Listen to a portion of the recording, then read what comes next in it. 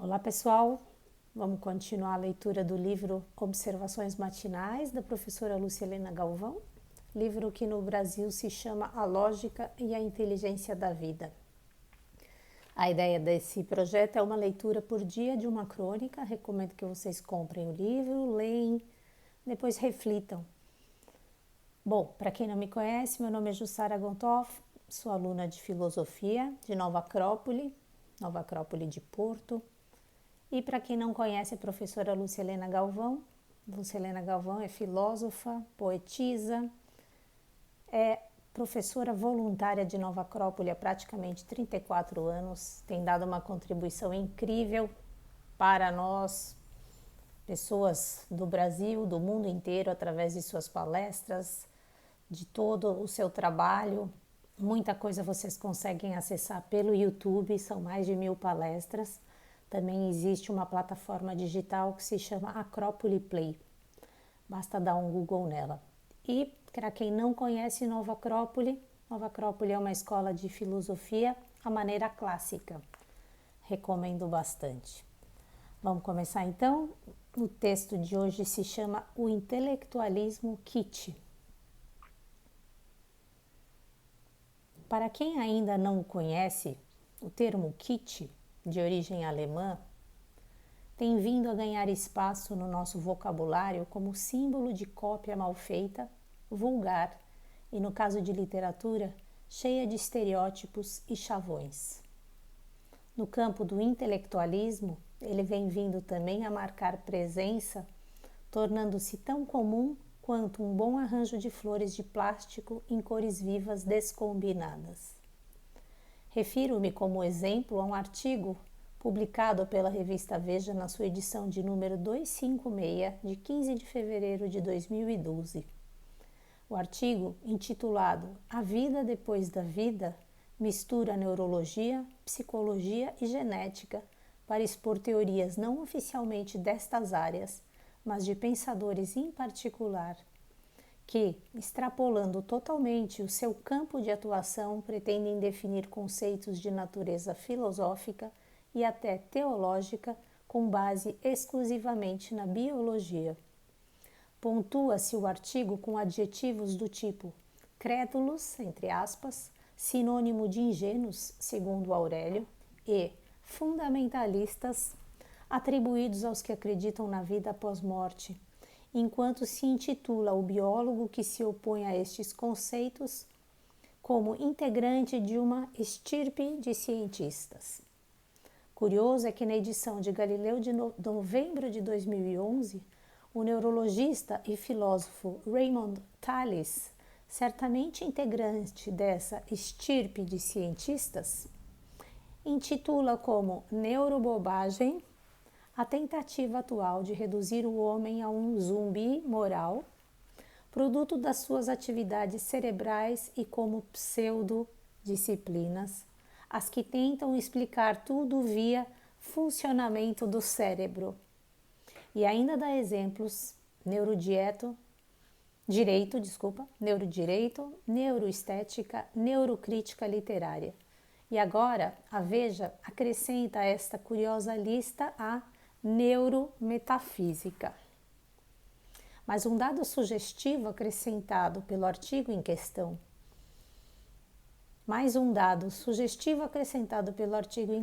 51% das pessoas em 23 países acreditam na imortalidade da alma. No Brasil, esse percentual sobe para 72%.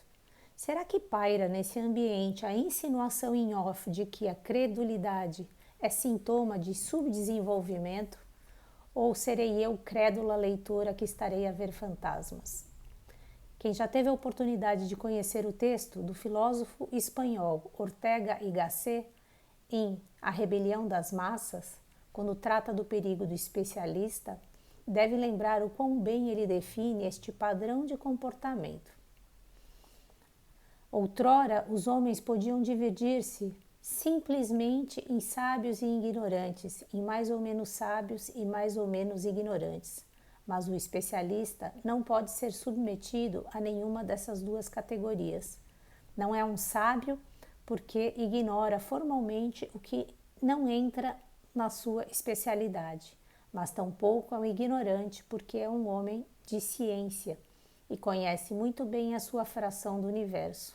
Devemos dizer que é um sábio ignorante, coisa sobremodo grave, pois significa que é um senhor que se comportará com todas as questões que ignora, não como um ignorante, mas com toda a petulância de quem na sua questão especial é um sábio. Esse texto, então, que eu acabei de ler, esse pedacinho, é do livro A Rebelião das Massas, ok? Neste sentido, a reportagem em questão esmera-se, esbanja falácias como a do apelo à autoridade, ao colocar como conclusão da ciência, aspas, né, aquilo que foi afirmado por apenas um cientista, havendo bastante controvérsia no meio. A falácia do ônus da prova, não foi provado, não é verdadeiro. Abre aspas. Nos 50 mil anos do homem sobre a terra, nunca se provou. E até mesmo o ataque à pessoa nivelando os crédulos a uma visão de um além estereotipado com, fecha aspas.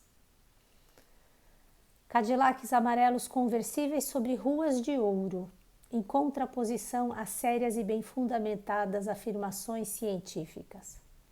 Não é necessário apurar muito o ouvido para perceber nesta reportagem um eco do mais puro positivismo de Augusto Comte, que no século XIX enunciava em alta voz que o científico era o ápice evolutivo do homem, incompatível com infantis e superadas crenças religiosas e filosóficas. Cópia do positivismo em pleno século XXI, convenhamos, é Kitsch na sua melhor forma. Em contraposição à não comprovada e irracional crença na imortalidade da alma, a reportagem desfila afirmações categóricas curiosas e comprovadíssimas. Abre aspas. O pensamento sobrenatural no adulto é resíduo dos erros conceituais da infância. Fecha aspas.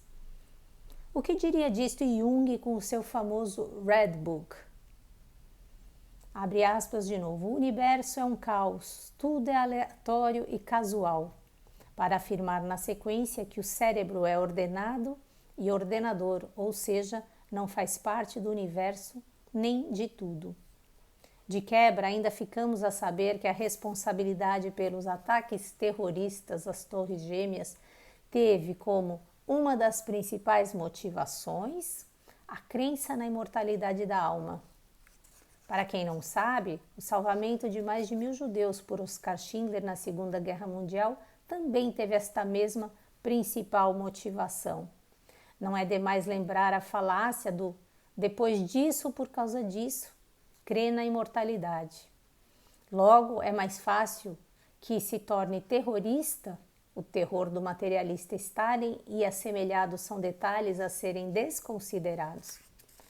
Por último, mas não menos importante, desfere-se a joia das joias, brindada por dois especialistas.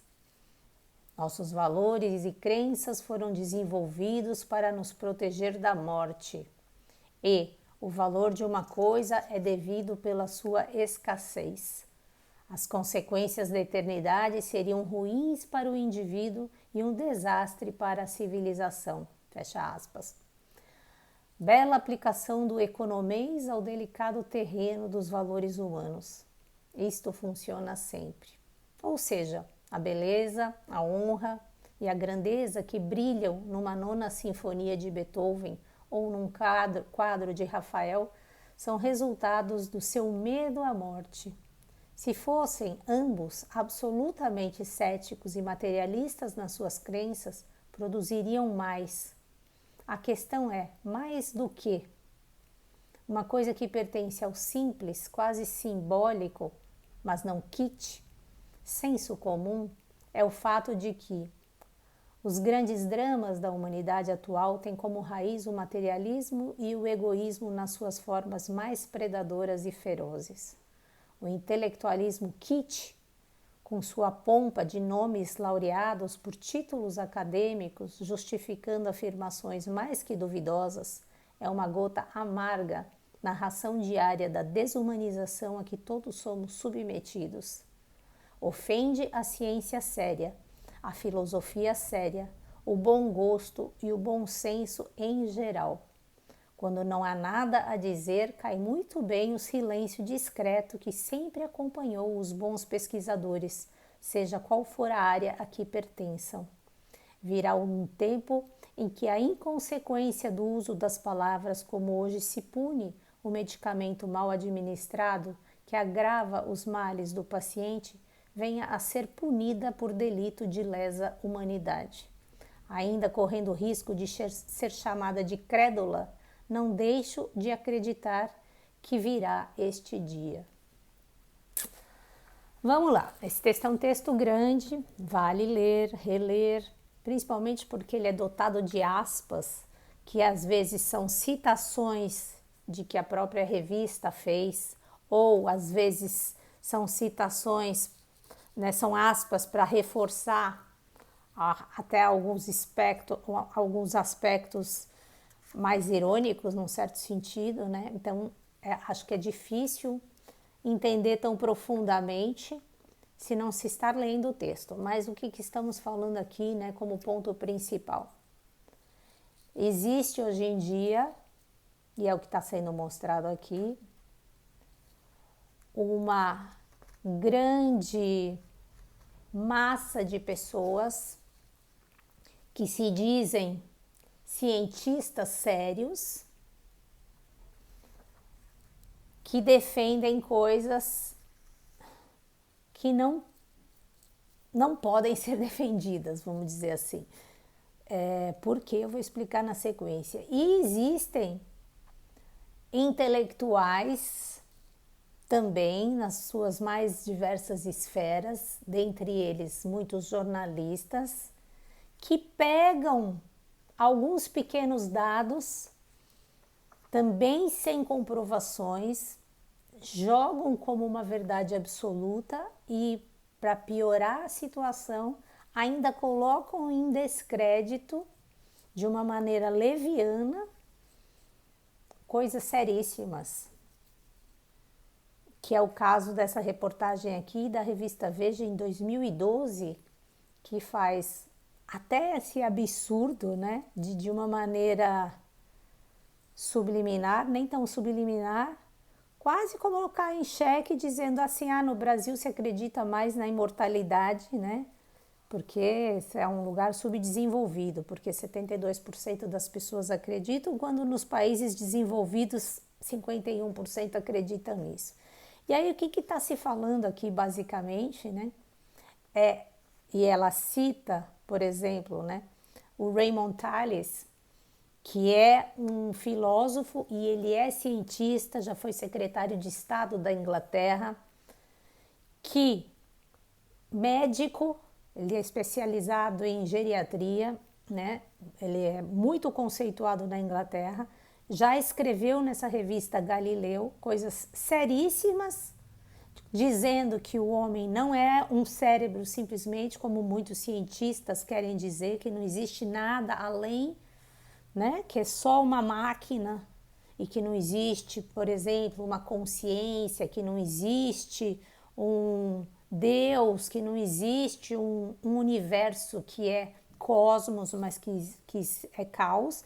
Este cientista, respeitadíssimo na Inglaterra, formado em Oxford, ele já escreveu numa revista conceituadíssima, contrária a essa visão de que se dá, né, aqui, por exemplo, na revista Veja.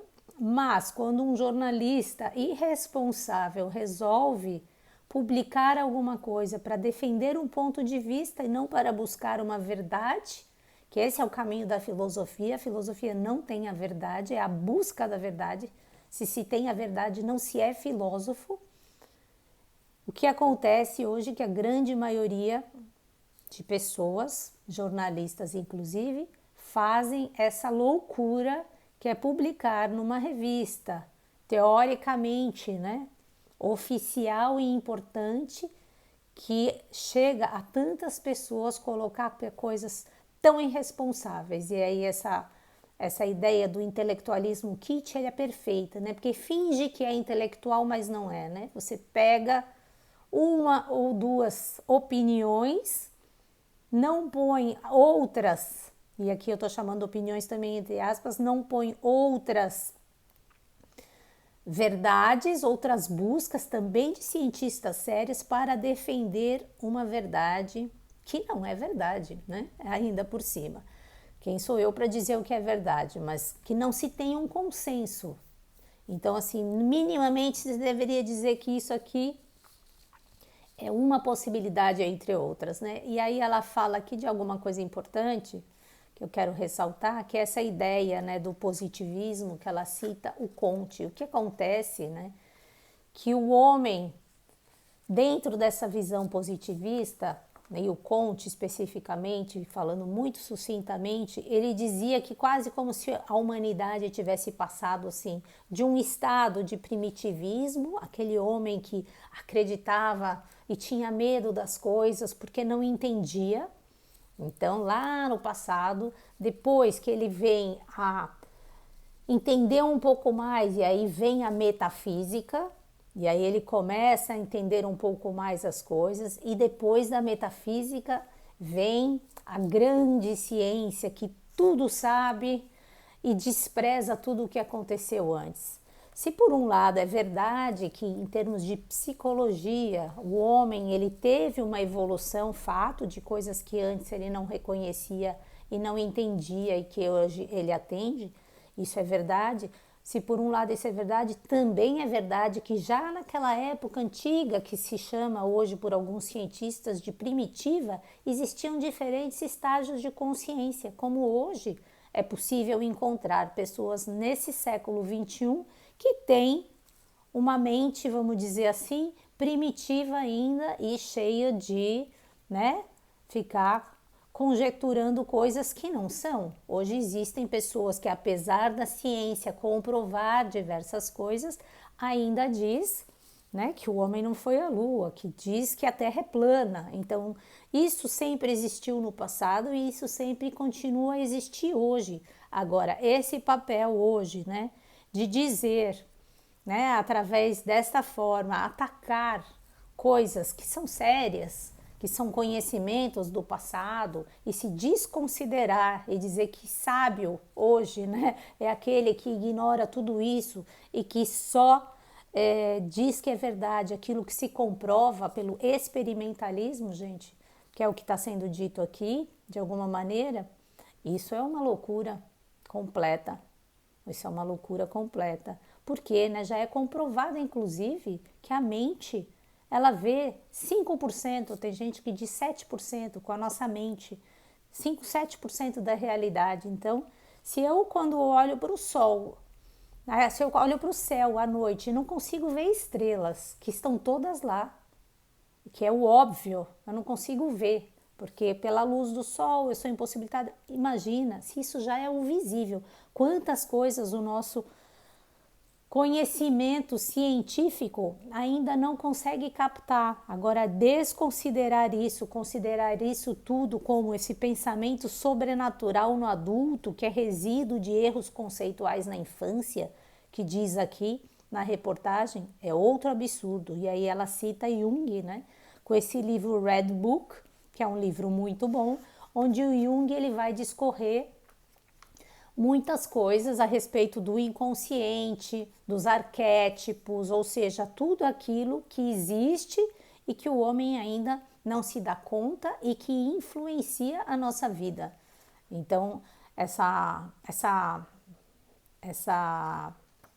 crônica, ela está falando realmente muita coisa, realmente muita coisa. Então há que se pensar, eu acho que o principal é isso, há que se tomar muito cuidado com essa aparência de pessoas que dizem que sabem, né, dizendo que outros são fundamentalistas, quando na verdade muitas vezes está se jogando pequenas falácias, o uso de uma verdade para justificar conceitos completamente equivocados. E aí é interessante que ela diz justamente, né, como é que uma revista em pleno século XXI vai se utilizar, né, dessas argumentações do positivismo do século XIX para desconsiderar tantas coisas, né? E ela vai mostrando essas falácias todas que vão sendo ditas aqui, né? De que é tudo aleatório, e ao mesmo tempo que se diz que uma pessoa explodiu a Torre Gêmeas pelas motivações da imortalidade da alma, se desconsidera que um Oscar Schindler salvou pessoas acreditando na mesma coisa, na questão da imortalidade da alma. Então você vai escolhendo argumentos não para você buscar a verdade, né, mas para convencer um público realmente do que aquilo que você está dizendo é a verdade, né? E aí ela, só para finalizar, ela lembra, né, por que existiriam então as grandes obras, se não existe nada, se não existe o cosmos, se tudo é caos, se não existem valores humanos, né, que é o que a filosofia defende tanto, né, os valores, as virtudes, como um ideal, né, esse arquétipo a ser encontrado. Por que homens como Beethoven, como Rafael, como todos os outros, iam aportar tanta beleza, né, em obras que quando a gente olha, a gente fica sem fala, a gente sente alguma coisa, né? Certamente não é resultado, né, desse cérebro mecânico que materialista, né, que está sendo citada aqui nessa obra de uma maneira, nessa reportagem, de uma maneira assim tão inconsequente. Então é isso, que a gente possa realmente aprender um pouco mais quando vai lendo também, buscar, né, o que realmente está sendo dito ali e por quê e como é que está sendo fundamentado, porque hoje muitas das fundamentações científicas que se dizem maravilhosas, elas estão completamente contrárias ao que se dizia maravilhoso há 140 anos atrás, quando se dizia que o Sol, por exemplo, era um carvão incandescente, quando há pouco tempo se dizia que nada mais seria descoberto na ciência e agora se descobre a física quântica e tantas coisas novas. Então há que se tomar muito cuidado, né? Muito cuidado mesmo, para não ser realmente infantil e irracional ao se ler coisas em órgãos de tanta reputação. Beleza, honra, grandeza brilham dentro de nós. Temos que buscar realmente valores, virtudes, sabedoria, buscar uma seriedade nessa busca da verdade, né, com bom gosto, com seriedade, bom senso antes de tudo. Beijos para vocês, pessoal, e até amanhã, se Deus quiser. Bye, bye.